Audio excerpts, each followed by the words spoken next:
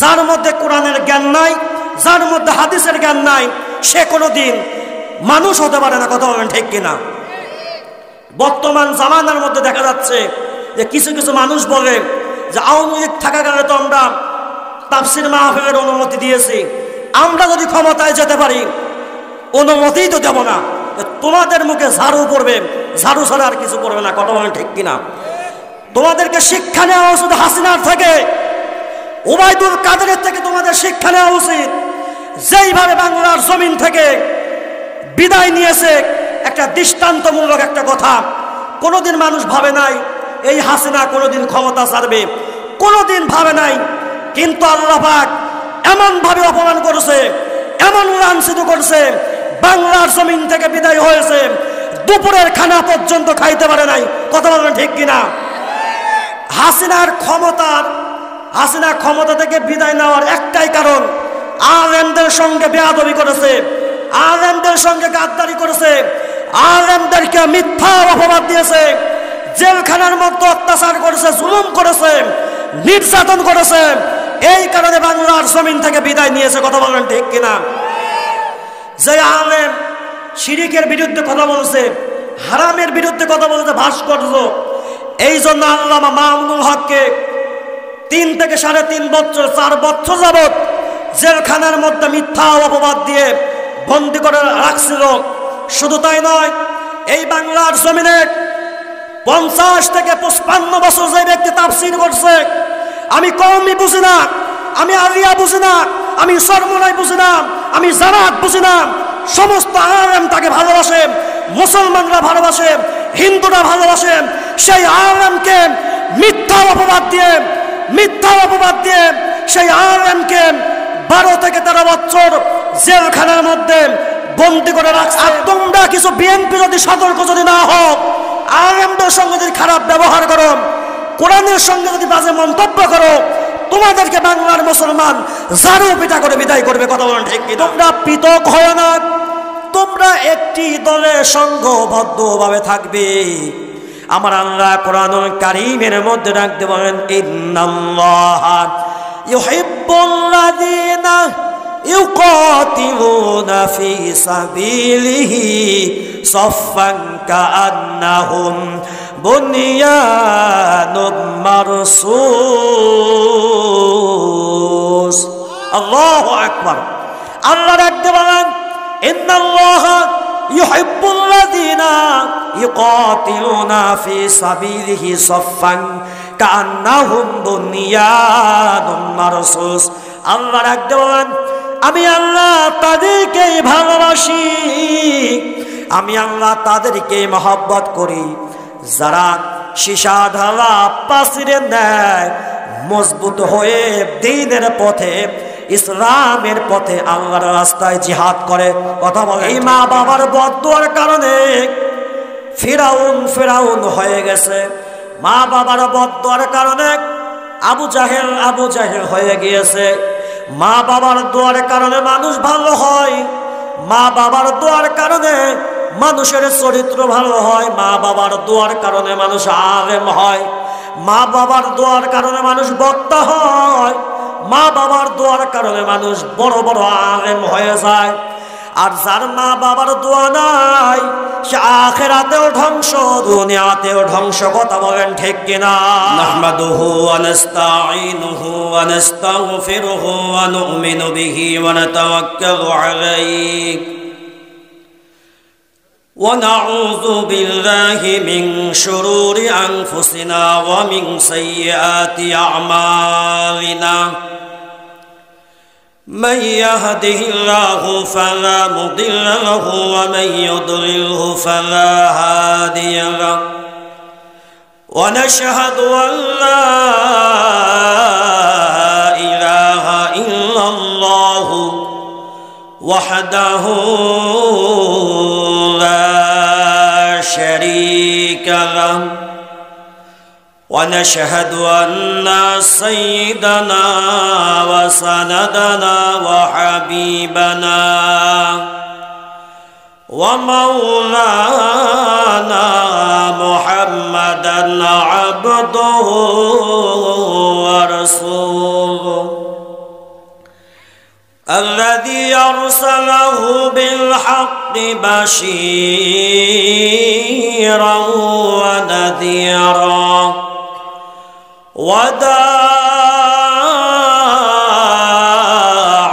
إلى الله بإذنه وسراجا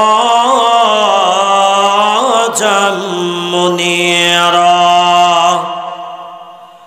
فقد قال الله تبارك وتعالى في كلامه المجيد والفرقانه الحميد أعوذ بالله من الشيطان الرجيم بسم الله الرحمن الرحيم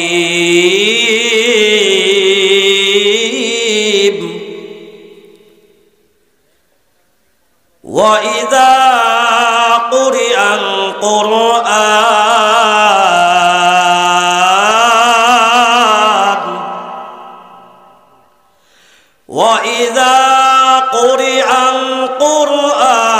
فاستمعوا له وأنصتوا لعلكم ترحمون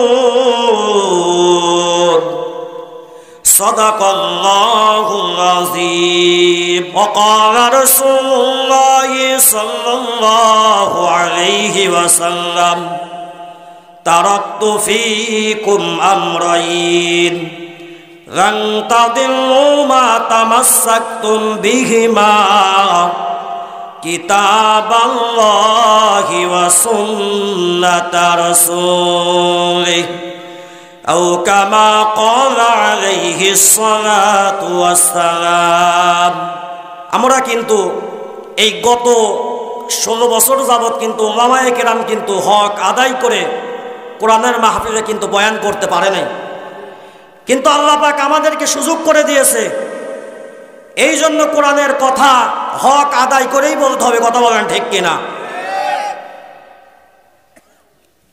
এই কোরআনকে কোরআনের মাহফিলে কাফের বেঈমান নাস্তিক মুরতাদরা বাধা দিয়ে কোনোদিন সফল কামিয়াব অর্জন করতে পারবে না, কথা বলেন ঠিক কিনা? যেখানেই বাধা দিবে সেখানেই প্রতিবাদ হবে, কথা বলেন। আল্লাহ রাব্বুল আলামিন পবিত্র কোরআনুল কারীমের মধ্যে আল্লাহ তাআলা রাখতে বলেন ওয়া ইযা কুরিআল কুরআনু ফাসতামিউ লাহু ওয়া আনসিতু লাআল্লাকুম তুরহামুন।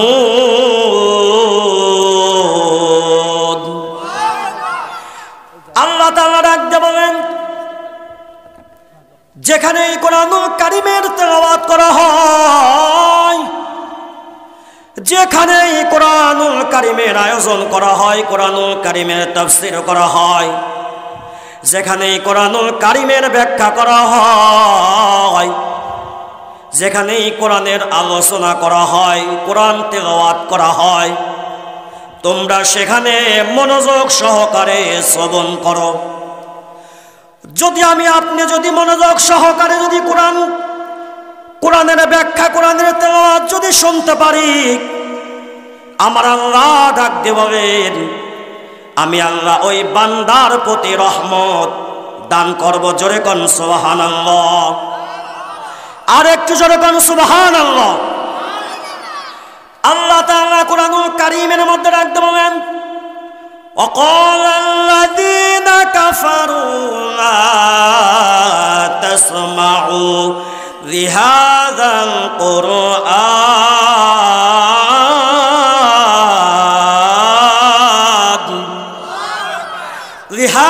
القرآن والغوا فيه لعلكم تغلبون। الله أكبر। আল্লাহ রাখতে বলেন কোরআনের মধ্যে ওয়াকাল আল্লাযীনা কাফারু, আর কাফের সম্প্রদায় ডাক দিয়ে বলতো লা তাসমাউ, তোমরা শ্রবণ করিও না, তোমরা শুনিও না লিহাদাল কোরআন, এই কোরআনকে, এই কোরআন তেলাওয়াত তোমরা শুনিও না। ওয়ালগাউ ফীহি লাআল্লাকুম তাগলিবুন, যেখানে কোরআনের ব্যাখ্যা করা হয়, কোরআনের তেলাওয়াত করা হয়, সেখানে তোমরা হট্টগোল সৃষ্টি করো, ফিতনা সৃষ্টি করো, যাতে করে তোমরা সফল কামিয়াব হতে পারো। কিন্তু মক্কার কাফির বেঈমানরা যতই চেষ্টা করেছে, বর্তমান জামানায় কিছু নাস্তিক মুরতাদরাও কিন্তু চেষ্টা করতেছে, কথা বলেন ঠিক কিনা? যতই চেষ্টা করুক না কেন, কোনোদিন তারা সফল কামিয়াব হতে পারবে না, কোনোদিন সফল কামিয়াব হতে পারবে না। অতীতের জীবন আমরা দেখেছি, যেখানে সুদের কথা বলা হয় সেটাই বলে রাজনীতি, যেখানে ঘুষের কথা বলা হয় সেটাই বলে রাজনীতি। এইগুলো তো কোরআনের কথা।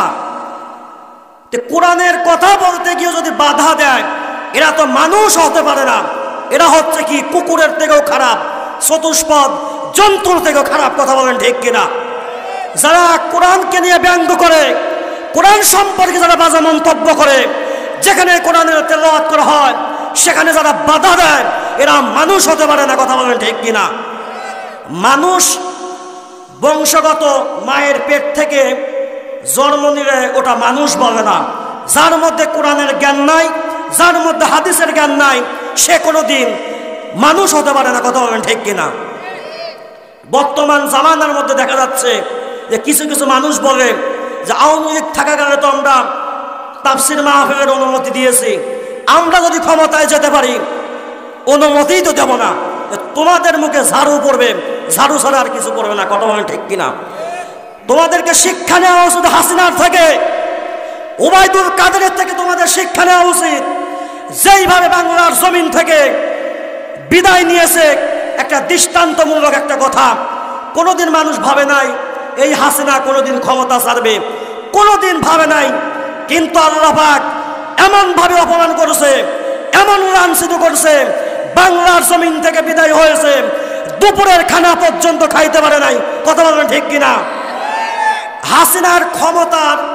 হাসিনা ক্ষমতা থেকে বিদায় নেওয়ার একটাই কারণ, আলেমদের সঙ্গে বেয়াদবি করেছে, আলেমদের সঙ্গে গাদ্দারি করেছে, আলেমদেরকে মিথ্যা অপবাদ দিয়েছে, জেলখানার মধ্যে অত্যাচার করেছে, জুলুম করেছে, নির্যাতন করেছে। এই কারণে বাংলার জমিন থেকে বিদায় নিয়েছে, কথা বলেন ঠিক কিনা? যে আলেম শিরিকের বিরুদ্ধে কথা বলছে, হারামের বিরুদ্ধে কথা বলছে, ভাস্কর্য, এই জন্য আল্লামা মামুনুল হককে 3 থেকে 3.5 বছর 4 বছর যাবত জেলখানার মধ্যে মিথ্যা অপবাদ দিয়ে বন্দী করে রাখছিল। শুধু তাই নয়, এই বাংলার জমিনে 50 থেকে 55 বছর যে ব্যক্তি তাফসীর করছে, আমি কওমি বুঝি না, আমি আলিয়া বুঝি না, আমি সরমনাই বুঝি না, আমি জামাত বুঝি না, সমস্ত আলেম তাকে ভালোবাসে, মুসলমানরা ভালোবাসে, হিন্দুরা ভালোবাসে। সেই আলেমকে মিথ্যা অপবাদ দিয়ে সেই আলেমকে 12 থেকে 13 বছর জেলখানার মধ্যে বন্দী করে রাখছে। এমনকি তাকে জেলখানার মধ্যে হত্যা করে জেলখানা থেকে বের করছে। এটা কোনোদিন ভালো কাজ করে নাই। আলেমদের সঙ্গে খারাপ কাজ করার কারণে, বেয়াদবি করার কারণে বাংলার জমিন থেকে বিদায় নিয়েছে, কথা বলেন ঠিক কিনা? আর তোমরা কিছু বিএনপি যদি সতর্ক যদি না হোক, আলেমদের সঙ্গে যদি খারাপ ব্যবহার করো, কোরআনের সঙ্গে যদি বাজে মন্তব্য করো, তোমাদেরকে বাংলার মুসলমান ঝাড়ু পিটা করে বিদায় করবে, কথা বলেন ঠিক কিনা? নারায়ে তাকবীর, নারায়ে তাকবীর। মুসলমানের তাকবীরকে মজবুত করতে হবে। এক হাতে থাকতে হবে কোরআন, এক হাতে থাকতে হবে তলোয়ার, তাহলে মুসলমানরা সফলতা অর্জন করতে পারবে। আজকে কিছু শায়েখ নামের কিছু ভণ্ড আছে, এই সমস্ত কুলাঙ্গার আছে, জিহাদকে ফিতনা বলে, যারা জিহাদকে যারা ফিতনা বলবে, এরা মানবতার দুশমন, ইসলামের দুশমন, কথা বলেন ঠিক কিনা? জিহাদের মধ্যে একটা বিষয়কে যারা ফিতনা বলে, এটা তো মানুষ হতে পারে না। কিসের শায়েখ? শুধু ফিতনা লাগায়।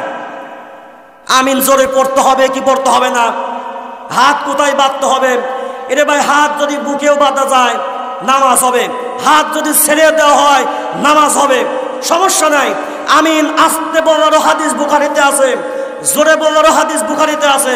তোমার যদি মনে চায় জোরে পড়ো, তোমার যদি মনে চায় আস্তে পড়ো, ফিতনা করা যাবে না মসজিদে, কথা বলেন ঠিক কিনা? ফিতনা করা যাবে না। ফিতনা করলে মানুষ দ্বিধাদ্বন্দ্বের মধ্যে পড়ে যাবে।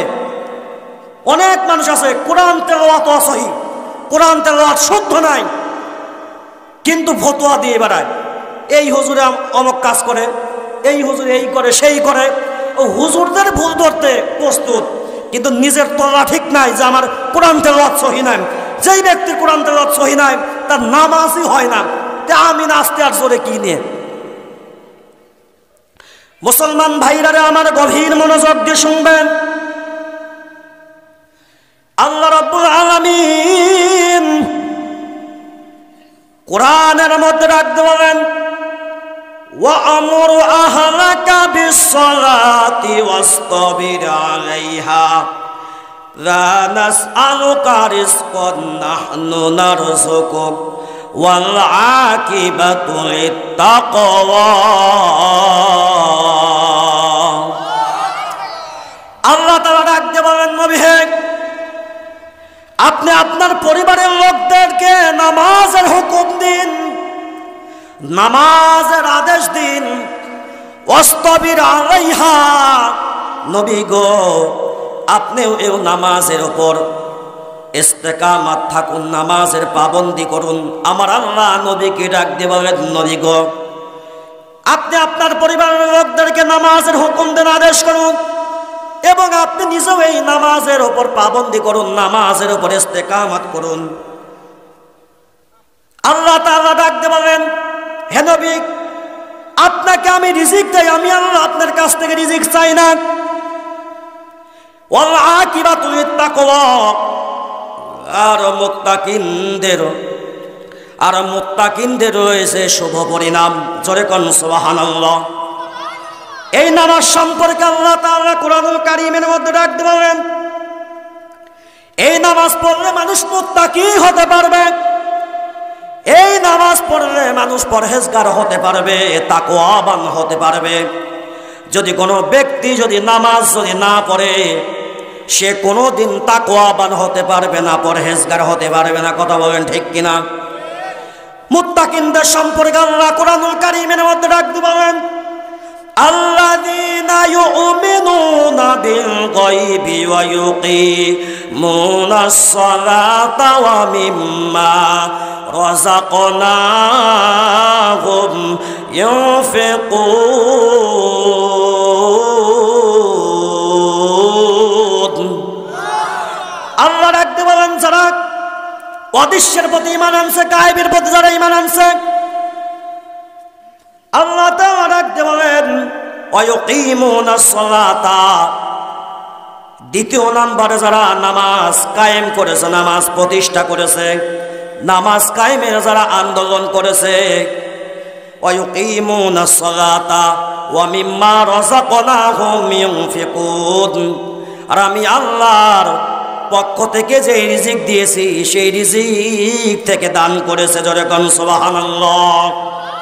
আর একটু জোরে কোন সুবহানাল্লাহ। আল্লাহ রাব্বুল আলামিন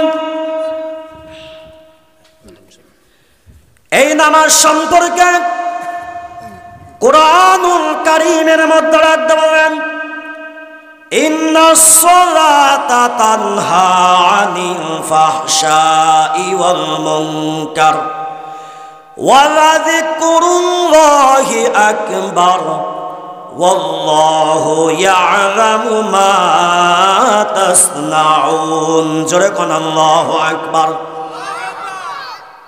আল্লাহ রাখতে বলেন, ইন্নাস সালাতা, নিশ্চয় নামাজ, ইন্নাস সালাতা তানহা আনিল ফাহশাই ওয়াল মুনকার, নিশ্চয় নামাজ সমস্ত অশ্লীল এবং ফাহিশা কাজ থেকে হেফাজত করেন। জোরে কোন সুবহানাল্লাহ। কিন্তু নামাজের মতো নামাজ পড়তে হবে, নামাজ পড়তে হবে খুশু খুজুর সঙ্গে। জোরে কোন সুবহানাল্লাহ। আপনি নামাজ পড়তেছেন কিন্তু আপনার মন নামাজের মধ্যে নাই, এদিক সেদিক মন, এই নামাজ নিয়ে কিন্তু নিজেকে গুনাহ থেকে বাঁচাতে পারবেন না। কথা বলেন ঠিক কিনা? নামাজ যদি শুদ্ধভাবে না পড়েন গুনাহ থেকে কিন্তু বাঁচতে পারবেন না। নামাজ যদি ঠিক মতো যদি না পড়েন আপনি সুদ থেকে বাঁচতে পারবেন না। নামাজ যদি শুদ্ধভাবে যদি না পড়েন ঘুষ থেকে আপনি বাঁচতে পারবেন না। কথা বলেন ঠিক কিনা? এই জন্য নামাজ পড়তে হবে হক আদায় করে, খুশু খুজুর সঙ্গে যদি মন দিয়ে যদি নামাজ আমি আপনি যদি পড়তে পারি, সেই নামাজ একমাত্র আমাকে গুনাহ থেকে বাঁচাতে পারবে। জোরে কোন ঠিক কিনা? মুসলমান ভাইরা আমার গভীর মনোযোগ দিয়ে শুনবেন। প্রকৃত মুমিন সম্পর্কে আল্লাহ তাআলা কোরআনুল কারীমের মধ্যে রাখতে পারেন, আল্লাযীনা ইউকিমুনাস সালাতা ওয়া মিম্মা রাযাকনাহুম ইউনফিকুন। আল্লাহু আকবার। উলাইকা হুমুল মুমিনুনা হাক্কান লাহুম দারাজাতুন ইনদা রাব্বিহিম ওয়া মাগফিরাতু ওয়া রিজকুন কারীম। সূরা আল্লাহু আকবার। প্রকৃত মুমিন সম্পর্কে আল্লাহ কোরআনুল কারীমের মধ্যে রাখতে বলেন, যারা নামাজ প্রতিষ্ঠা করবে অমিম্মা রাযাকনাহুম ইউনফিকুন, আল্লাহর দেওয়া রিজিক যারা খরচ করবে, আল্লাহ রাখতে বলেন উলাইকা হুমুল মুমিনুনা হাক্কান, আর তারাই হচ্ছে প্রকৃত ঈমানদার, প্রকৃত মুমিন। জোরে কোন সুবহানাল্লাহ। লাহুম দারাজাতুন ইনদা রাব্বিহিম, লাহুম দারাজাতুন ইনদা রাব্বিহিম ওয়া মাগফিরাতুন ওয়া রিজকুন কারীম। আল্লাহ রাখতে বলেন তাদের জন্য তাদের প্রতিপালকের নিকট রয়েছে ক্ষমা এবং রয়েছে উঁচু দরজা, ওয়া মাগফিরাতুন ওয়া রিজকুন কারীম, এবং তাদের জন্য রয়েছে সম্মানজনক কল্যাণকর রিজিক। জোরে কোন সুবহানাল্লাহ। সাহাবায়ে কেরাম যখন বিপদে পড়ে যেতেন, সাহাবায়ে কেরাম যখন মুসিবতে পড়ে যেতেন, সাহাবায়ে কেরাম ওযু করে নামাজে দাঁড়িয়ে যেতেন। নামাজ শেষ না হতেই দেখতে পেতেন মুসিবত তার উপর থেকে দূর হয়ে গেছে। জোরে কোন সুবহানাল্লাহ। সমস্ত নবীগণ যখন বিপদে পড়ে যেতেন, বিপদে পড়ার সঙ্গে সঙ্গে নামাজে দাঁড়িয়ে যেতেন। নামাজ শেষ না হতেই দেখতে পেতেন মুসিবত দূর হয়ে গেছে। জোরে কোন সুবহানাল্লাহ। আল্লাহ তাআলা রাখতে বলেন নামাজি ব্যক্তিদেরকে জান্নাতের মাকাম কোথায়? আমার আল্লাহ কোরআনুল কারীমের মধ্যে রাখতে বলেন ওয়াল্লাযীনা হুম আলা সালাওয়াতিহিম ইউহাফিজুন উলাইকা হুমুল ওয়ারিসুন আল্লাযীনা ইয়ারিসুনাল ফিরদাউসা হুম ফিহা খালিদুন। জোরে কোন আল্লাহু আকবার। আল্লাহ রাব্বুল আলামিন কোরআনুল কারীমের মধ্যে রাখতে বলেন যারা 5 ওয়াক্ত নামাজ পড়বে আমার আল্লাহ তাদেরকে 5টা পুরস্কার দান করবেন। জোরে কোন সুবহানাল্লাহ। আর একটু জোরে কোন সুবহানাল্লাহ। যদি কোনো ব্যক্তি 5 ওয়াক্ত নামাজ পড়ে আমার আল্লাহ তাআলা তাকে জীবনের সংকীর্ণতা হতে হেফাজত রাখবেন। দুনিয়ার মধ্যে তার খাবারের কোনো কষ্ট হবে না, দুনিয়ার মধ্যে তার রিজিকের কোনো কষ্ট হবে না, দুনিয়ার মধ্যে সে রিজিকের সংকীর্ণতার মধ্যে ভুগবে না। যদি কোনো ব্যক্তি 5 ওয়াক্ত নামাজ পড়ে আমার আল্লাহ তাআলা তাকে দুনিয়ার মধ্যে রিজিকের কষ্টের সম্মুখীন করবেন না। জোরে কোন সুবহানাল্লাহ। আপনারা নামাজ পড়বেন তো দুটি হাত তুলে আমার আল্লাহকে দেখায় দেন, আয় আল্লাহ আমরা অতীতে যা করেছি আর ভুল করব না, আমরা এখন থেকে 5 ওয়াক্ত নামাজ পড়ব। জোরে কোন আমরা এখন থেকে 5 ওয়াক্ত নামাজ পড়ব, নামাজ কাজা করব না। 2 হাত তুলে না বাঁধেন। যদি আপনি নামাজ না পড়েন তাহলে কিন্তু আপনি আখিরাতে কিন্তু ধরা খেয়ে যাবেন। কথা বলেন ঠিক কিনা? আপনি মৃত্যুর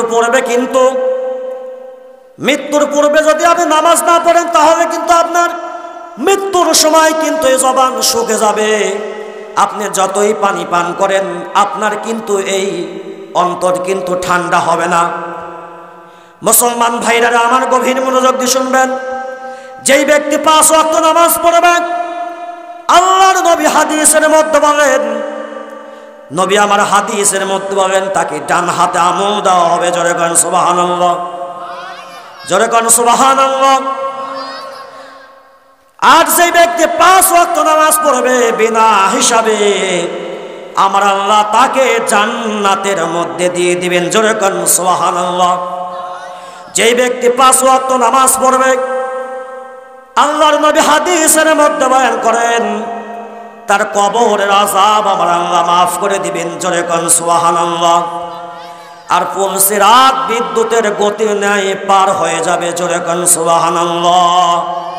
এই জন্য যতই কষ্ট হোক না কেন 5 ওয়াক্ত নামাজ তাকবীরুল্লাহর সঙ্গে পড়তে হবে। জীবনে আল্লাহ পাক বহু অর্থ দিয়েছে, বহু অর্থ ইনকাম করেছেন, বহু সম্পদ অর্জন করতে গিয়ে নামাজ কাজা করেছেন। হাসি রহস্য করবেন না। এখানে কিন্তু আমি আপনাদেরকে হাসি রহস্য দেখার জন্য আমি আসি নাই। যতটুকু টাইম পাই অন্তর থেকে কিছু কথা বলার চেষ্টা করব। মুসলমান ভাইরা আমার গভীর মনোযোগ দিয়ে শুনবেন, আপনি যদি নামাজ পড়েন দুনিয়াতেও সফল কামিয়াব, আপনি যদি নামাজ পড়েন আখিরাতেও সফল কামিয়াব। যদি আপনার মধ্যে যদি এই 5টি গুণ যদি থাকে, আল্লাহ রাব্বুল আলামিন কোরআনুল কারীমের মধ্যে রাখতে বলেন, লা খাউফুন আলাইহিম ওয়ালা হুম ইয়াহজানুন। যখন আল্লাহু আকবার, আল্লাহ রাখতে বলেন, যদি কোনো ব্যক্তির এই 5টি কামালিয়াত যদি অর্জন হয়ে যায়, তার কোনো চিন্তা নাই, তার কোনো পেরেশানি নাই, সে জান্নাতে চলে যাবে। জোরে কোন সুবহানাল্লাহ। বিশ্বনবী হযরত মুহাম্মদুর রাসূলুল্লাহ সাল্লাল্লাহু আলাইহি ওয়াসাল্লাম সাহাবী হযরত আবু যর গিফারি রাদিয়াল্লাহু তাআলা আনহু এর সঙ্গে শীতকালে রাস্তা দিয়ে হাঁটতেছেন। এমন সময় নবী আমার দেখতে পাইলেন গাছ থেকে পাতা ঝরতেছে। আপনারা লক্ষ্য করবেন শীতকালে কিন্তু গাছ থেকে কিন্তু পাতা ঝরে। কথা বলেন। বিশ্বনবী আমার রাস্তার মধ্যে হাঁটতেছে শীতকালে, সাহাবী আবু যরকে সঙ্গে নিয়ে, আর গাছ থেকে পাতা ঝরতেছে। এমন সময় নবী আমার একটি গাছের ডালা ধরে যখন ঝাঁকি দিলেন, নাড়া দেওয়ার সঙ্গে সঙ্গে গাছ থেকে পাতাগুলি আরো বেশি বেশি পড়তে আরম্ভ করলো। এমন সময় নবী আমার ডাকতে বললেন, হে আবু যর। এই কথা বলার পর আবু যর ডাকতে বলেন, লাব্বাইকা ইয়া সাদাইকা। আল্লাহর নবী ডাকতে বললেন, হে আবু যর। এই কথা বলার সঙ্গে সঙ্গে আবু যর বললেন যে, নবী গো আপনি, নবী গো আমি হাজির, উপস্থিত।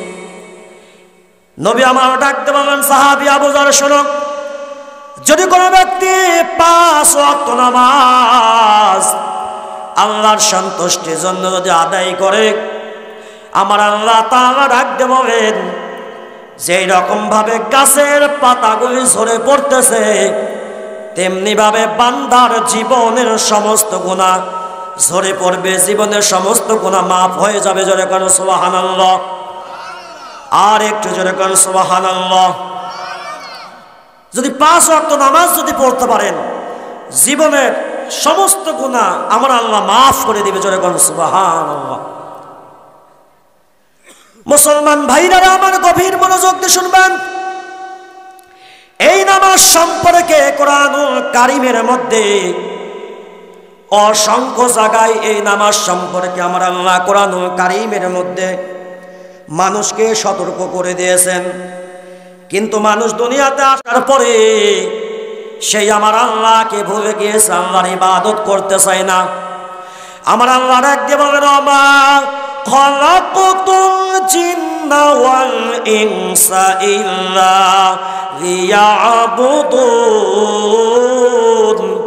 জোরে কোন আল্লাহু আকবার। আমার আল্লাহ ডাক দিয়ে বলেন, আমি আল্লাহ এই দুনিয়ার জমিনে যত নবী যত মানুষ সৃষ্টি করেছি, যত জিন জাতিকে সৃষ্টি করেছি, সবাইকে একটি উদ্দেশ্যে আমি সৃষ্টি করেছি, তারা যেন আমার ইবাদত করে। আমার আল্লাহ ডাক দিয়ে বলেন, মা খালাকুতুল জিন্না ওয়াল ইনসা ইল্লা লিয়াবুদুন। জোরে কোন আল্লাহু আকবার। আউলিয়ারা কারে উকবা ইখতিয়ার, জাহেলারা কারে দুনিয়া ইখতিয়ার। মাইরে মুমিন সোয়া মুমিন মিশাওয়াত, মাইরে কাফের সোয়ে কাফের মিশাওয়াত। সোহবতে সালেহ তোরা সালেহ কুনাদ, সোহবতে তালেহ তোরা তালেহ কুনাদ। মুসলমানি বুয়াদ করদান হাদান, আয়নানে খদবুদুসতে খাসাদাদান। আ ইমামুল আউয়ালিন আল আখিরিন, বহরে সাদকা রাহমাতাল লিল আলামিন। আমার আল্লাহ ডাক দিয়ে বলেন, আমি আল্লাহ এই দুনিয়ার জমিনের মধ্যে যত মানুষ এবং জিন জাতিকে সৃষ্টি করেছি, যত মানুষ এবং জিনকে সৃষ্টি করেছি, একমাত্র উদ্দেশ্য হলো তারা যেন আমার ইবাদত করে। আল্লাহ তাআলা সেই রূহের জগতের মধ্যে সমস্ত রূহবাসীকে এক জায়গায় একত্রিত করে, সব রূহবাসীকে এক জায়গায় একত্রিত করে আমার আল্লাহ ডাক দিয়ে বললেন, আলাস্তু বিরাব্বিকুম, আমি কি তোমাদের প্রভু নই? কোনো আওয়াজ নাই, কোনো আওয়াজ নাই। হঠাৎ আমার নবী বিশ্ব নবী হযরত মুহাম্মদ রাসূলুল্লাহ সাল্লাল্লাহু আলাইহি ওয়াসাল্লাম ডাক দিয়ে বললেন, ক্বালু বালাহা, আপনি আমাদের রব। সেই রূহের জগতে আমার আল্লাহকে, আমার রবকে, আমার প্রভুকে রব বলে স্বীকার করে দুনিয়াতে আসার পরে সেই রবকে ভুলে গিয়েছি। কতক্ষণ সেই রবকে আমরা ভুলে যাই নাই, সেই রবকে ভুলে গিয়েছি। সেই রবকে ভুলে যাওয়ার কারণে আমরা ইবাদত করি না সেই রবের, সেই রবের আমরা ইবাদত করি না, সেই রবের আমরা নাফরমানিতে নিমজ্জিত। কথা বলেন ঠিক কিনা? কিন্তু আমার আল্লাহ ডাকতে বলেন, বান্দাকে আমি সৃষ্টি করেছি আমার ইবাদত করবে। রূহের জগতে সেই রবকে রব বলে স্বীকার করে আসার পরে দুনিয়াতে আমরা আসার পরে সেই রবকে ভুলে গিয়েছি, সেই রবের ইবাদত করি না। দুনিয়াতে আসার পরে সুদের খাতায় নাম দিয়েছি।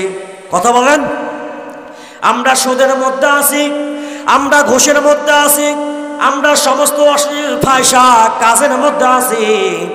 কিন্তু আমার আল্লাহ আমাদেরকে সৃষ্টি করেছেন একমাত্র তার ইবাদত করার জন্য। জয় কন ঠিক কিনা? কার ইবাদত করতে হবে? একমাত্র আল্লাহর ইবাদত করতে হবে। আল্লাহ ছাড়া অন্য কাহারোর ইবাদত করা যাবে না, আল্লাহ ছাড়া অন্য কাহারোর উপাসনা করা যাবে না। আল্লাহ রাব্বুল আলামিন কোরআনুল কারীমের মধ্যে ডাকতে বলেন, ওয়া'বুদুল্লাহা ওয়া লা তুশরিকু বিহি শাইআন ওয়া বিল ওয়ালিদাইনি ইহসানা। জোরে কোন আল্লাহু আকবার। আল্লাহ রাব্বুল আলামিন কোরআনুল কারীমের মধ্যে ডাকতে বলেন, হে আমার বান্দারা, ওয়া'বুদুল্লাহ, তোমরা একমাত্র আমার ইবাদত করো, আমি আল্লাহর ইবাদত করো। আমি আল্লাহ ছাড়া তোমরা অন্য কাহারোর ইবাদত করিও না। আল্লাহ ডাকতে বলেন যে হে বান্দারা, তোমরা আমার ইবাদত করো, আমি ছাড়া অন্য কাহারও ইবাদত করিও না। একমাত্র কার ইবাদত করতে হবে? আল্লাহর ইবাদত করতে হবে। এই দুনিয়ার জমিনের মধ্যে আমার আল্লাহ যত নবী রাসূলগণকে পাঠিয়েছেন, যত নবী রাসূলগণকে পাঠিয়েছেন, তারা এক রবের, এক আল্লাহর ইবাদতের দাওয়াত দিয়েছেন। জোরে কোন সুবহানাল্লাহ। তারা একমাত্র রবের ইবাদতের দাওয়াত দিয়েছেন, যে তোমরা রবের ইবাদত করো, তোমরা আল্লাহর ইবাদত করো। আল্লাহ ছাড়া কোনো মাবুদ নাই, তিনি এক, তার কোনো পিতামাতা নাই, তিনি কারোর কাছ থেকে জন্ম নেননি, কাউকে জন্ম দেননি। নবীগণ এই দাওয়াত দিয়েছেন যে তোমরা শিরিক করিও না, শিরিক থেকে ফিরে আসো, আর তোমরা এক আল্লাহর ইবাদত করো। জোরে কোন সুবহানাল্লাহ। সমস্ত নবীগণ কিন্তু এই দাওয়াতই দিয়েছেন। দ্বিতীয় নম্বর আয়াতের মধ্যে আল্লাহ রাখতে বলেন, ওয়া'বুদুল্লাহা ওয়া লা তুশরিকু বিহি শাইআন। তোমরা আমি আল্লাহর সঙ্গে অন্য কাউকে সাব্যস্ত করিও না, শিরিক করিও না। কারণ শিরিকের গুনাহ ভয়াবহ, শিরিকের গুনাহ কিন্তু আমার আল্লাহ মাফ করে না। আমার আল্লাহ তাআলা হযরত কোরআনুল কারীমের মধ্যে বলেন, হযরত লুকমান আলাইহিস সালাতু ওয়াস সালাম তার সন্তানকে ডাক দিয়ে বলল, হে আমার ছেলে, তুমি শিরিক করিও না। শিরিক হচ্ছে বড় একটি গুনাহ, বড় একটি জুলুম, শিরিক করা যাবে না। এই শিরিক সম্পর্কে আল্লাহ কোরআনুল কারীমের মধ্যে ডাকতে বলেন, ইন্নাল্লাহা লা ইয়াগফিরু আইয়ুশরাকা বিহি ওয়া ইয়াগফিরু মা দুনা যালিকা লিমান ইয়াশা ওয়া মান ইউশরিক বিল্লাহ ফাকাদ দাল্লা দালালাম বাঈদা। আল্লাহ রাখতে বলেন যে ইন্নাল্লাহা লা ইয়াগফিরু, আমি আল্লাহ মাফ করি না। আল্লাহ তাআলা রাখতে বলেন, নিশ্চয় আমি আল্লাহ মাফ করি না। ইন্নাল্লাহা লা ইয়াগফিরু আইয়ুশরাকা বিহি, যে আমার সঙ্গে শিরিক সাব্যস্ত করে, শিরিক করে, আমি আল্লাহ মাফ করি না।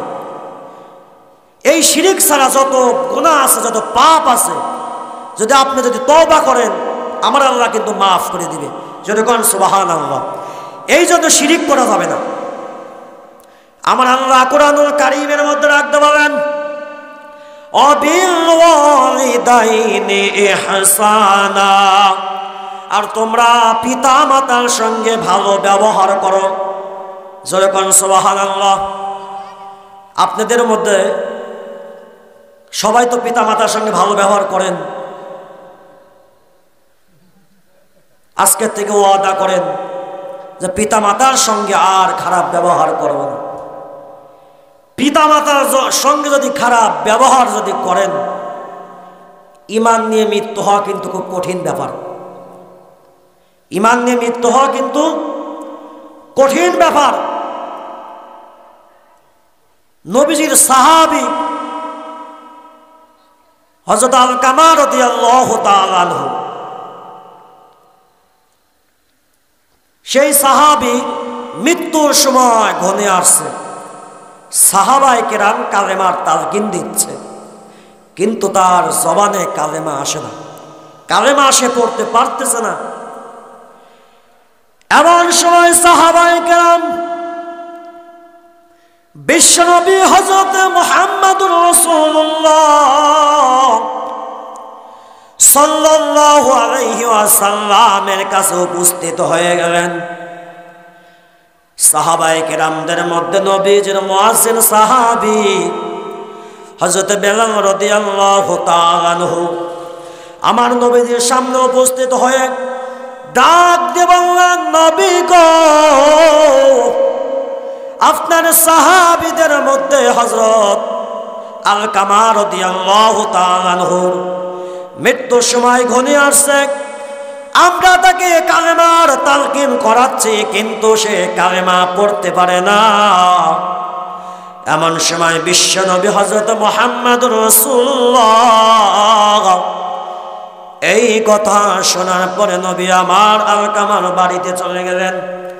যাওয়ার পরে ডাকতে বললেন, কি হয়েছে আমার সাহাবীর, কেন কালেমা পড়তে পারছে না? এমন সময় নবী আমার তার মাকে জিজ্ঞাসা করলেন, মা, আপনার ছেলে কেন কালেমা পড়তে পারছে না? কেন তার জবানে কালেমা আসছে না? এমন সময় তার বুড়ি মা ডাকতে বলল,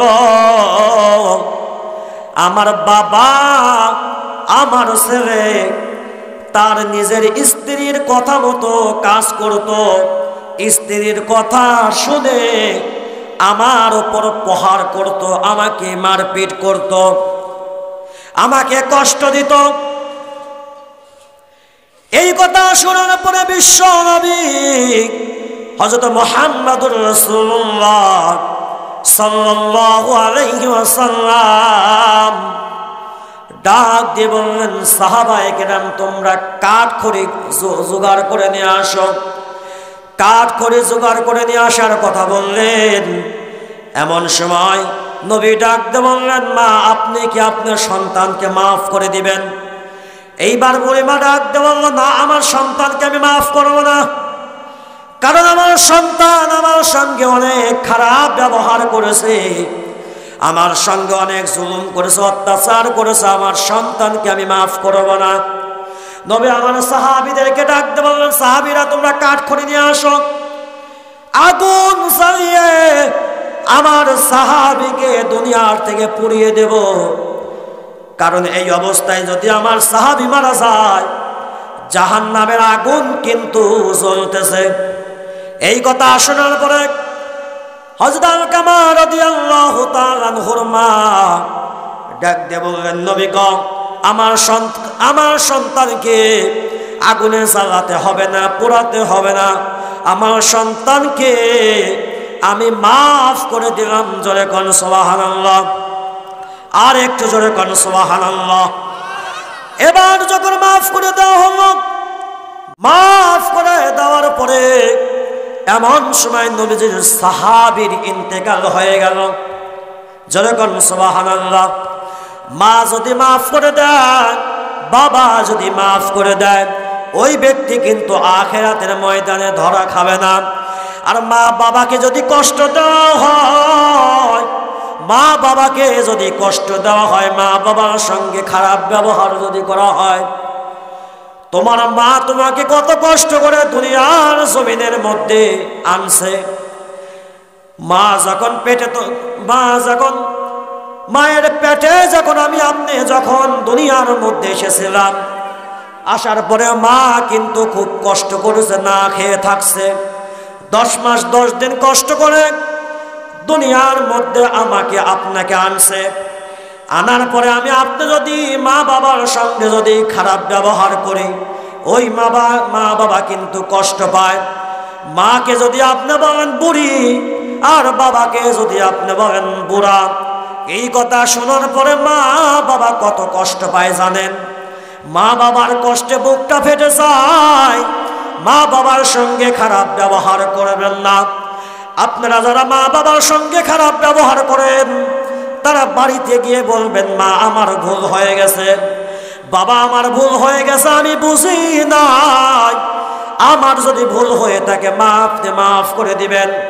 বাবার কাছে ডাকতে বলবেন, বাবা, যদি আমার ভুল হয়ে যায় আপনি আমাকে মাফ করে দিবেন। এই কথা বললে আপনার ইজ্জত যাবে না, আপনার সম্মান নষ্ট হবে না। এই কথা বলার দ্বারা কিন্তু আপনি আখিরাতে মুক্তি পেয়ে যাবেন, আপনি জাহান্নাম থেকে জান্নাতে চলে যাবেন। জোরে কোন সুবহানাল্লাহ। এই মা বাবার বদদুয়ার কারণে ফিরাউন হয়ে গেছে। মা বাবার বদদুয়ার কারণে আবু জাহেল হয়ে গিয়েছে। মা বাবার দোয়ার কারণে মানুষ ভালো হয়, মা বাবার দোয়ার কারণে মানুষের চরিত্র ভালো হয়, মা বাবার দোয়ার কারণে মানুষ আলেম হয়, মা বাবার দোয়ার কারণে মানুষ বক্তা হয়, মা বাবার দোয়ার কারণে মানুষ বড় বড় আলেম হয়ে যায়। আর যার মা বাবার দোয়া নাই, সে আখিরাতেও ধ্বংস, সেও দুনিয়াতেও ধ্বংস। কথা বলেন ঠিক কিনা? ওগো নবীর উম্মতেরা হয়ে আজি দিশাহারা, ওগো নবীর উম্মতেরা হয়ে আজি দিশাহারা, তারপরেও সুপারিশ কে করিবেন আমারে? নবী ছাড়া দুনিয়ার মধ্যে কেউ সুপারিশ করবে না। নবী আখিরাতের ময়দানে সুপারিশ করবেন, হাসরের মাঠেও নবী আমার সুপারিশ করবেন। জোরে কোন সুবহানাল্লাহ। মুসলিম শরীফের হাদিসের মধ্যে বিশ্ব নবী হযরত মুহাম্মদুর রাসূলুল্লাহ সাল্লাল্লাহু আলাইহি ওয়াসাল্লাম হাদিসের মধ্যে বলেন, হাসরের মাঠ যখন কায়েম হয়ে যাবে, এমন সময় সবাই পেরেশান হয়ে যাবে, সবাই পেরেশান হয়ে যাবে। কারণ বিচারের মাঠে, হাসরের মাঠে অনেক দেরি হবে বিচার কাজ শেষ হতে। সমস্ত মানুষ দিশাহারা হয়ে যাবে, সমস্ত মানুষ দিশাহারা হয়ে আফসোস করবে, আল্লাহ তুমি হয়তো আমাকে জান্নাতে দাও, না হয়তো আমাকে জান্নাতে দাও, না হয়তো আমাকে জাহান্নামে দাও, তুমি তাড়াতাড়ি বিচার কার্য সমাধান করে দাও। এই কথা বলে মানুষগণ পরামর্শ করতে লাগবে। এমন সময় সমস্ত মানুষ পরামর্শ করার পরে হযরত আদম আলাইহিস সালাতু ওয়াস সালামের কাছে চলে যাবে। যাওয়ার পরে ডাকতে বলবেন, আপনি তো আমাদের আদি পিতা, আপনি তো আমাদের আদি পিতা, আমাদের জন্য আপনি সুপারিশ করুন, আমাদের জন্য আপনি শাফাআত করুন। এই কথা শোনার পরে আদম আলাইহিস সালাতু ওয়াস সালাম ডাকতে বলবেন, না, আমি আজকের দিনে সুপারিশ করতে পারবো না। এমন সময় সমস্ত উম্মতগণ হযরত নূহ আলাইহিস সালাতু ওয়াস সালামের কাছে যাবে। নূহ আলাইহিস সালাতু ওয়াস সালামের কাছে যাওয়ার পরে ডাক দিয়ে বলবেন, নবী গো, আপনি আমাদের জন্য সুপারিশ করুন। এবার নূহ আলাইহিস সালাম বলবেন, আমি সুপারিশ করতে পারবো না। এইবার সমস্ত উম্মতগণ হযরত ইব্রাহিম আলাইহিস সালাতু ওয়াস সালামের কাছে যাবে। ইব্রাহিম আলাইহিস সালাতু ওয়াস সালাম ডাকতে বলবেন, না, আমিও সুপারিশ করতে পারবো না। এমন সময় হযরত ঈসা আলাইহিস সালাতু ওয়াস সালামের কাছে যাবে। ঈসা আলাইহিস সালাতু ওয়াস সালাম ডাকতে বলবেন, আমি শাফাআত করতে পারবো না আজকের দিনে, তোমরা সবাই হযরত মুহাম্মদুর রাসূলুল্লাহ সাল্লাল্লাহু আলাইহি ওয়াসাল্লামের কাছে চলে যাও। এবার যখন নবীর কাছে যাবে, আমার নবীকে সুপারিশ করার অনুমতি দেওয়া হবে। বিশ্বনবী হযরত মুহাম্মদুর রাসূলুল্লাহ সাল্লাল্লাহু আলাইহি ওয়াসাল্লাম আমার আল্লাহ তাআলার কুদরতি পায়ে সিজদায় পড়ে যাবে। আমার আল্লাহ ডাকতে বলবেন, আপনি যা সুপারিশ করবেন আমি আল্লাহ তা কবুল করব। আমার নবী ডাকতে বলবেন, মাবুদ গো, আমার উম্মতের বিচার কার্য আপনি সমাধান করে দিন। আমার আল্লাহ তাআলা বিচার কার্য সমাধান করে দিবেন। জয় কোন সুবহানাল্লাহ, জয় লা ইলাহা ইল্লাল্লাহ, লা ইলাহা ইল্লাল্লাহ, লা ইলাহা ইল্লাল্লাহ, লা ইলাহা ইল্লাল্লাহ, লা ইলাহা ইল্লাল্লাহু মুহাম্মাদুর রাসূলুল্লাহ। দুনিয়ার মধ্যে সমস্ত নবীগণ এই দ্বীনের দাওয়াত দিতে গিয়ে মার খেয়েছে, কষ্ট করেছে, জীবন দিয়েছে, কিন্তু নবীগণ কখনো তাগুতের সামনে মাথা নত করে নাই। কথা বলেন ঠিক কিনা? তাগুতের সামনে মাথা নত করেন নাই, আবু জাহেলের সামনে মাথা নত করে নাই, ফিরাউনের সামনে কে কোনো নবী মাথা নত করে নাই। তারা দাওয়াত দিয়ে গেছেন একমাত্র আল্লাহর ইসলামের দাওয়াত দিয়েছেন। জোরে বলেন সুবহানাল্লাহ। মুসলমান ভাইরা আমার গভীর মনোযোগ দিয়ে শুনবেন। বিশ্ব নবীজির সাহাবী হযরতে খাব্বাব রাদিয়াল্লাহু তাআলা আনহু, খাব্বাব রাদিয়াল্লাহু তাআলা আনহুকে একদিন হযরত ওমর ফারুক রাদিয়াল্লাহু তাআলা আনহু প্রশ্ন করে বললেন, হে ভাই খাব্বাব, তোমার মুখের মধ্যে কেন কুষ্ঠরোগ হয়েছে? তোমার পিঠের মধ্যে কুষ্ঠরোগ হয়েছে কেন? তোমার মুখের মধ্যে কবে টিউমার হয়েছে? এইবার খাব্বাব রাদিয়াল্লাহু তাআলা আনহু ডাকতে বললেন, ভাই ওমর, আমার কোনোদিন কুষ্ঠরোগ হয় নাই, আমার কোনোদিন মুখের মধ্যে টিউমার হয় নাই। আমি যখন বিশ্বনবী হযরত মুহাম্মদুর রাসূলুল্লাহ সাল্লাল্লাহু আলাইহি ওয়াসাল্লামের কাছে গিয়ে যখন কালেমা পড়ে যখন মুসলমান হয়ে গেলাম, কালেমা পড়ে মুসলমান হওয়ার পরে কাফের বেঈমানরা আমার প্রতি জুলুম অত্যাচার শুরু করে দিল।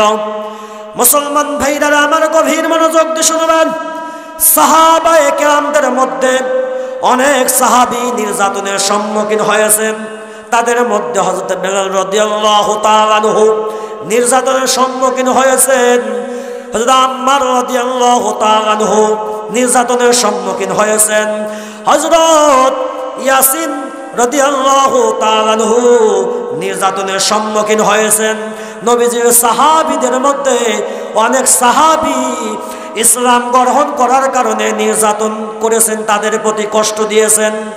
মুসলমান ভাইরা আমার গভীর মনোযোগ দিয়ে শুনবেন, নবীজির সাহাবী হযরত খাব্বাব রাদিয়াল্লাহু তাআলা আনহু ডাকতে বললেন, আমার জিহ্বার মধ্যে কোনোদিন কুষ্ঠরোগ হয় নাই, আমার জিহ্বার মধ্যে কোনোদিন টিউমার হয় নাই, আমার পিঠের মধ্যে কোনোদিন কুষ্ঠরোগ হয় নাই।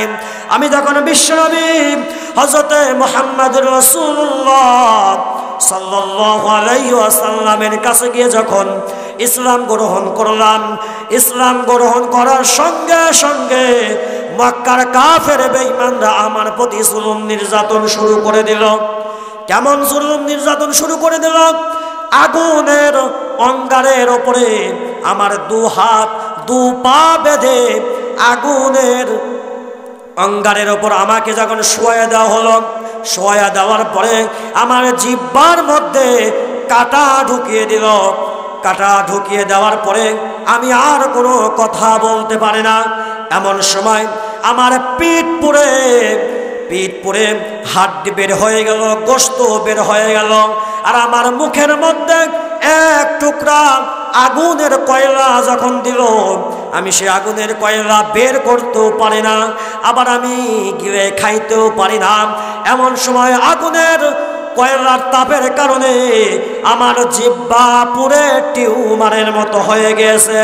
দেখেন সাহাবায়ে কেরাম ইসলামের জন্য কত ত্যাগ দিয়েছেন, সাহাবায়ে কেরাম নবীগণ কত ইসলামের জন্য ত্যাগ দিয়েছেন, তাবেঈনরা তাবেঈনরা ইসলামের জন্য কত ত্যাগ দিয়েছেন।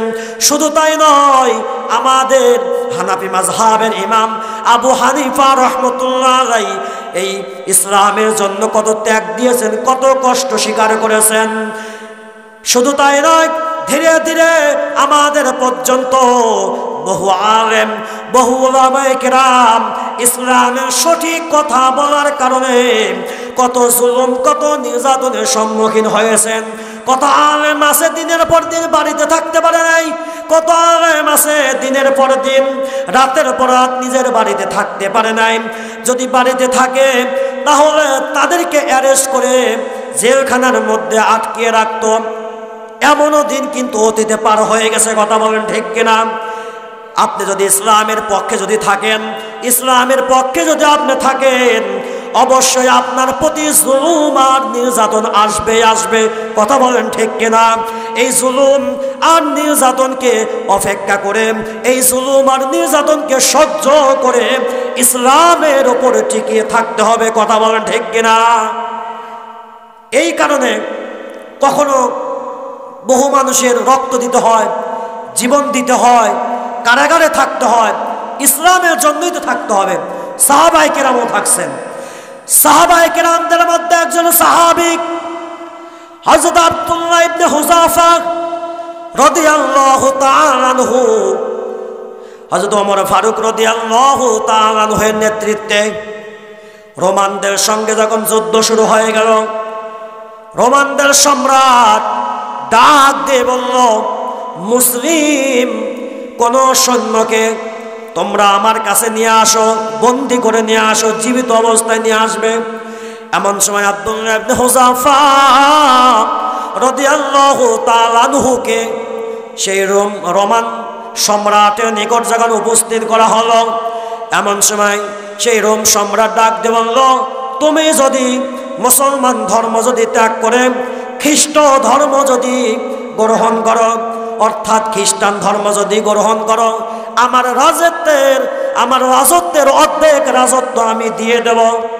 এই কথা শোনার পরে নবীজির সাহাবী হযরত হুযায়ফা রাদিয়াল্লাহু তাআলা আনহু ডাক দিয়ে বললেন, হে রোমের কুত্তা, জীবন দেব, রক্ত দিব, কিন্তু ইসলাম ছাড়ব না, ইসলাম ছাড়ব না। এমন সময় সেই রোম সম্রাট হযরত হুযায়ফা রাদিয়াল্লাহু তাআলা আনহু এবং বহু সাহাবায়ে কেরামকে অন্ধকার জেলখানার মধ্যে আটকে রাখতে শুরু করল। এমন সময় বহুদিন জেলখানার মধ্যে আটকায় রাখতে কিছুদিন পরে হুযায়ফা রাদিয়াল্লাহু তাআলার সামনে শুকরের গোশত এবং মদ দিয়েছে। এই খাবার দেখার পরে নবীজির সাহাবী হুযায়ফা রাদিয়াল্লাহু তাআলা আনহু এবং অন্যান্য সাহাবায়ে কেরাম ডাক দিয়ে বললেন, যদিও জীবন বাঁচানোর তাগিদে খাওয়া যায়, কিন্তু আমরা মুসলমান, আমরা বীরের জাতি, আমরা মুসলিম জাতি, আমরা না খেয়ে থাকবো, কিন্তু আমরা শুকরের গোশত মদ পান করব না। কথা বলেন ঠিক কিনা? সাহাবায়ে কেরাম না খেয়ে থাকবে অন্ধকার জেলখানার মধ্যে, কিন্তু শুকরের গোশত খাবে না, মদ পান করবে না। এমন সময় সেই বাদশাহ, জালিম বাদশাহ ডাক দিয়ে বলল যে এখন আর কি করা যায়। ফোন দিয়ে আটকানোর পরে সে একজন সুন্দরী রমণী, একজন মেয়েকে জেলখানার মধ্যে সাজিয়ে তাকে পাঠিয়ে দেওয়া হলো। দেওয়ার পরে সেই মহিলা যখন জেলখানার মধ্যে আসলো, আসার পরে দেখতে পেল হুযায়ফা রাদিয়াল্লাহু তাআলা আনহু অন্যান্য সাহাবায়ে কেরাম নামাজ পড়তেছে। বহুক্ষণ অপেক্ষা করার পরে সেই মহিলা বের হয়ে গেছে। বের হয়ে যাওয়ার পরে সেই রোম সম্রাটকে ডাক দিয়ে বলল, আমাকে কাদের কাছে পাঠিয়েছ? আমাকে এমন লোকের কাছে পাঠাইছ যেই ব্যক্তি আমার দিকে তাকায় না, সে গাছ কিনা পাথর আমি কিছুই বুঝি না, আমার দিকে সে তাকায় না, আমার সঙ্গে খারাপ কাজ তো দূরের কথা, সেই ব্যক্তি তো তার রবের জন্য নামাজ পড়তেছে। জনগণ সুবহানাল্লাহ। এমন সময় মেয়ে দিয়েও কাজ হলো না, চেয়েছিল যে মেয়ে দিয়ে গুনার কাজের মধ্যে নিমজ্জিত করে তার ঈমানটাকে নষ্ট করবে, কিন্তু তা পারে নাই, সফলতা অর্জন করতে পারে নাই।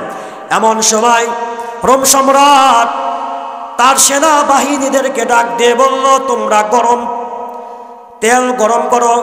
এবার যখন ডেকের মধ্যে মন তেল দিয়ে যখন গরম করতেছে, তেল যখন টকবক করতেছে, এমন সময় সেই তেলের মধ্যে যখন কিছু সাহাবায়ে কেরামকে যখন গরম তেলের মধ্যে যখন দিয়ে দিল, গরম তেলের মধ্যে দেওয়ার পরে গোশত হাড্ডি থেকে আলাদা হয়ে গোশতগুলো ডেকের মধ্যে পড়ে গেল। এমন সময় হুযায়ফা রাদিয়াল্লাহু তাআলা আনহু এই দৃশ্য দেখার পরে কাঁদতেছে। রোম সম্রাট ডাকতে বলল, তুমি কেন কাঁদো? তুমি যদি আমার কাছে যদি আত্মসমর্পণ করো, আমি কিন্তু তোমাকে মাফ করে দেব, কোনো সমস্যা নাই। এবার রোম সম্রাট ডাকতে বলল, আমি আমার নিজের জীবনকে বাঁচানোর জন্য আমি কান্দি না, আমি মনে মনে ভাবছি আমার মাত্র একটা জীবন, এই একটা জীবন আল্লাহর রাস্তায় দিয়ে কোনো আমার লাভ হচ্ছে না। আমার যদি শরীরে যদি পশমের সংখ্যা পরিমাণ যদি আমার যদি জীবন হতো, আমি একটা করে জীবন আমি আল্লাহর রাস্তায় কুরবান করে দিতাম। জনগণ সুবহানাল্লাহ। সাহাবায়ে কেরামের দেখেন ঈমান কত মজবুত। এই জন্য আমার আল্লাহ ডাকতে বলে দিয়েছেন, কামা আমানান নাস, তোমরা সাহাবায়ে কেরামের মতো ঈমান আনো। সাহাবায়ে কেরামের ঈমান কত মজবুত, কত তীক্ষ্ণ সাহাবায়ে কেরামের মেজাজ। মুসলমান ভাইরা আমার গভীর মনোযোগ দিয়ে শুনবেন। হুযায়ফা রাদিয়াল্লাহু তাআলা আনহু বাতিলের সামনে মাথা নত করে নাই, বাতিলের সামনে মাথা নত করে নাই, নিজের ঈমানকে নষ্ট করে নাই। কথা বলেন ঠিক কিনা? তো হাদিসের মধ্যে এসেছে, মান বানা লিল্লাহি মাসজিদান বানাল্লাহু লাহু বাইতান ফিল জান্নাহ। যে ব্যক্তি দুনিয়াতে একটি মসজিদ নির্মাণ করলো, আল্লাহ তাআলা তার জন্য জান্নাতের মধ্যে একটি বালাখানা তৈরি করবে। জোরে কোন সুবহানাল্লাহ। তো জান্নাতে যদি আপনি বালাখানা যদি পেতে চান, অবশ্যই কিন্তু এই দুনিয়াতে দান করতে হবে। কথা বলেন ঠিক কিনা? আমি ওয়াজের শুরুতেই বলছি, আমিম্মা রাযাকনাহুম ইউনফিকুন, আমি আল্লাহ যে রিজিক দিয়েছি সেই রিজিক থেকে যেন দান করে, খরচ করে। আর যেই ব্যক্তি যত রিজিক নিজের রিজিক থেকে যত দান করবে, খরচ করবে, সে দুনিয়াতেও বাদশাহ, আখিরাতেও বাদশাহ। এই জন্য নিজের সম্পদকে বৃদ্ধি করতে গিয়ে দান করতে হবে। কথা বলেন ঠিক কিনা?